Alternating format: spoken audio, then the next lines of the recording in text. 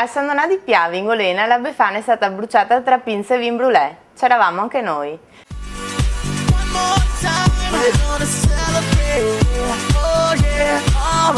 Sempre meravigliosa questa atmosfera nella Golena del Piave con la fanfara e la veccia bruciata.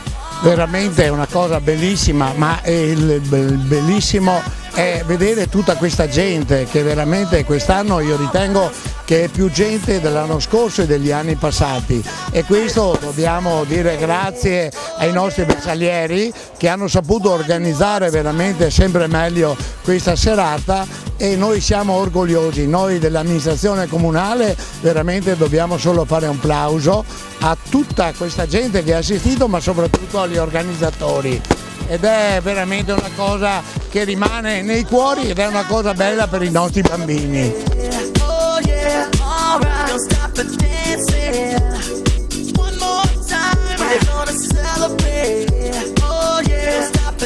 Ascolta, chi ti ha dato quella calza? La Befana? Ma tu ci credi alla Befana? Sì. Questa notte arriva a casa tua? Sì. Cosa ti porta? 3 kg di carbone. Quanti chili di carbone avete a casa? Non so. Forse sono stata un po' buona, ma poco. Poi non so se sono stata buona con la Veronica. Tu hai la calza che ti ha lasciato la Befana? Sì, ci sono tanti dolcetti. Ma questa notte arriva a casa tua? Sì. E cosa ti porta? Non lo so, dipende. No, non so che cosa arriva. Se arriva carbone, pazienza. Se mi arriva dolcetti, pazienza. Me li mangio. Li mangi? Ascolta, l'anno scorso cosa ti ha portato? Dolcetti.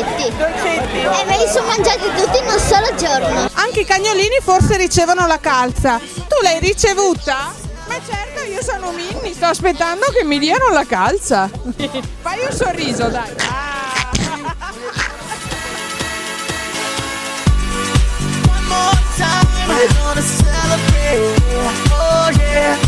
Io credo che dobbiamo ringraziare, lo ridico, dobbiamo ringraziare i nostri bersaglieri, ma dobbiamo ringraziare soprattutto tutta questa gente che ha assistito, e questo veramente ci fa sempre onore e fa sempre più a darci entusiasmo di fare per i prossimi anni. E allora adesso un bel bicchiere di vin brûlé, un pezzetto di pinza e l'Epifania tutte le feste porta via.